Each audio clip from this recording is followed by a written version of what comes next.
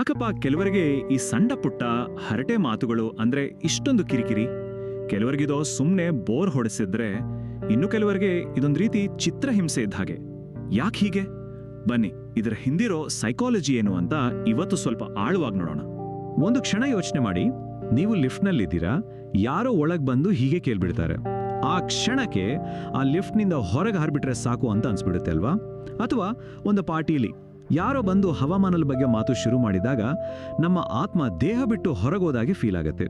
ಈ ಅನುಭವ ಖಂಡಿತವಾಗಿಯೂ ಹಲವರಿಗೆ ಆಗಿರುತ್ತೆ.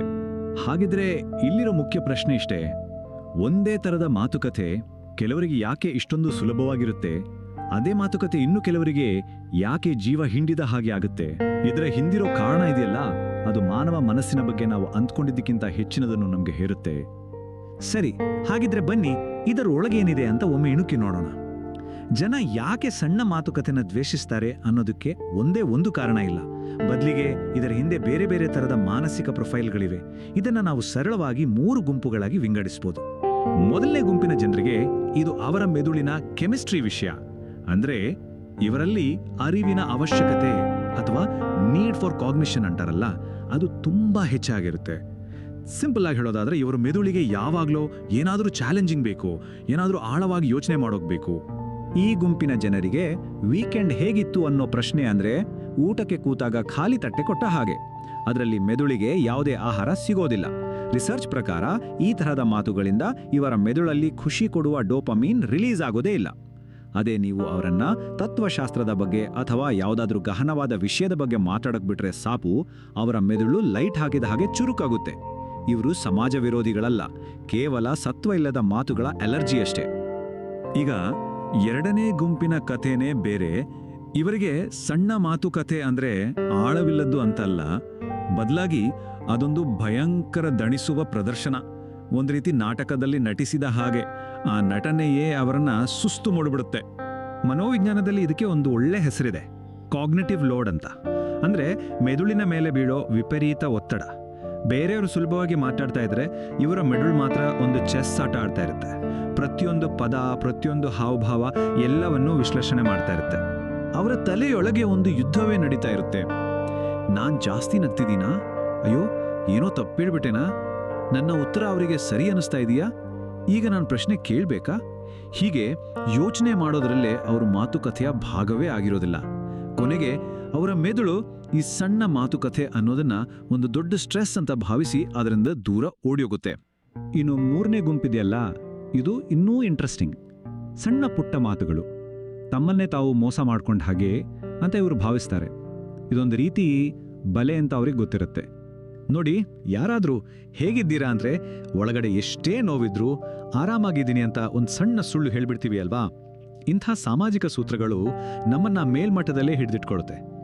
ಈ 3ನೇ ಗುಂಪಿನ ಜನರಿಗೆ ಪ್ರತಿಯೊಂದು ಇಂಥ ಖಾಲಿ ಪ್ರಶ್ನೆ ತಮ್ಮ ನಿಜವಾದ ಭಾವನೆಗೆ ಮಾಡೋ ದ್ರೋಹದಂತೆ ಕಾಣುತ್ತೆ.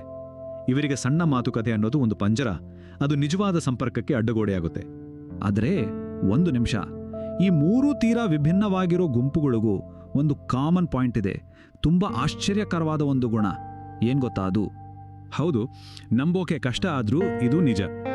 ಅವರಿಗೆ ಮೌನ ಅಂದ್ರೆ ಭಯ ಇಲ್ಲ. ನಾವೆಲ್ಲ ಮಾತಾಡ್ಬೇಕಾದ್ರೆ ಮಧ್ಯದಲ್ಲಿ ಸ್ವಲ್ಪ ಗ್ಯಾಪ್ ಬಂದ್ರೆ ಸಾಕು, ಏನಾದ್ರೂ ಹೇಳಿ ಆ ಜಾಗ ತುಂಬಿಸ್ಬೇಕು ಅಂತ ಒದ್ದಾಡ್ತೀವಿ.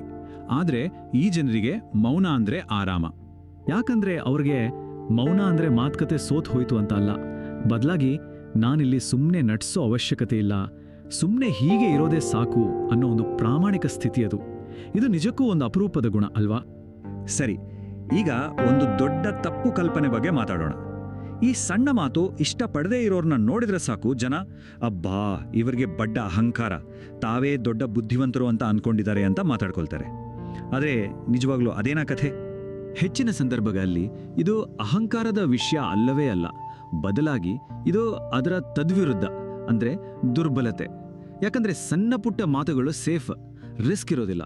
ಆದರೆ ನಿಜವಾಗಿ ಮನಸ್ಸು ಬಿಚ್ಚಿ ಮಾತಾಡೋದಿದೆಯಲ್ಲ, ಅದು ರಿಸ್ಕ್. ನಮ್ಮನ್ನ ನಾವು ತೆರೆದಿಟ್ಕೋಬೇಕಾಗತ್ತೆ.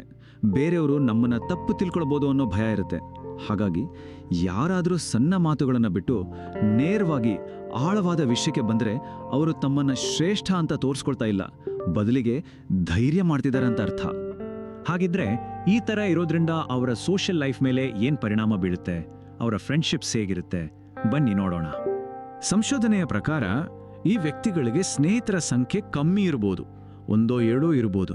ಆದರೆ ಆ ಸ್ನೇಹ ಇದೆಯಲ್ಲ, ಅದು ತುಂಬಾನೇ ಆಳವಾಗಿರುತ್ತೆ, ತುಂಬಾ ಅರ್ಥಪೂರ್ಣವಾಗಿರುತ್ತೆ. ಅಂದ್ರೆ ಅವರಿಗೆ 20 ಜನ ವೀಕೆಂಡಲ್ಲಿ ಏನು ಮಾಡ್ತಾರೆ ಅಂತ ತಿಳ್ಕೊಳ್ಳೋದು ಮುಖ್ಯ ಅಲ್ಲ, ಬದಲಾಗಿ ಇಬ್ಬರು ವ್ಯಕ್ತಿಗಳ ಆತ್ಮವನ್ನು, ಅವರ ಮನಸ್ಸಿನ ಆಳವನ್ನು ತಿಳಿಯೋದು ಮುಖ್ಯ. ಅವರ ಪ್ರಕಾರ ಸಣ್ಣ ಮಾತುಕತೆ ಸಂಪರ್ಕವನ್ನು ಬೆಳೆಸೋದಿಲ್ಲ, ಬದಲಾಗಿ ನಿಜವಾದ ಸಂಪರ್ಕಕ್ಕೆ ಅಡ್ಡ ಬರುತ್ತೆ. ಹಾಗಾದ್ರೆ ಕೊನೆಯದಾಗಿ ಒಂದು ಪ್ರಶ್ನೆ. ಈ ಸಣ್ಣ ಪುಟ್ಟ ಮಾತುಗಳು ಯಾರಿಗಾದ್ರೂ ಕಿರಿಕಿರಿ ಅನಿಸಿದ್ರೆ ಅವರಲ್ಲಿ ಯಾವ ದೋಷವೂ ಇಲ್ಲ. ಅವರ ಮೆದುಳು ಅರ್ಥಕ್ಕೋಸ್ಕರ ಹಂಬಲಿಸ್ತಿರ್ಬೋದು, ಅಥವಾ ಈ ಸಾಮಾಜಿಕ ಪ್ರದರ್ಶನದಿಂದ ಸಾಕಾಗೋಗಿರ್ಬೋದು, ಇಲ್ಲವೇ ಸತ್ಯವಾದ ಸಂಪರ್ಕವನ್ನೇ ಅವರು ಹುಡುಕ್ತಿರ್ಬೋದು. ಹಾಗಿದ್ರೆ ಈ 3 ಗುಂಪುಗಳಲ್ಲಿ ಜನರು ತಮ್ಮನ್ನು ಎಲ್ಲಿ ಗುರುತಿಸ್ಕೊಳ್ಬೋದು?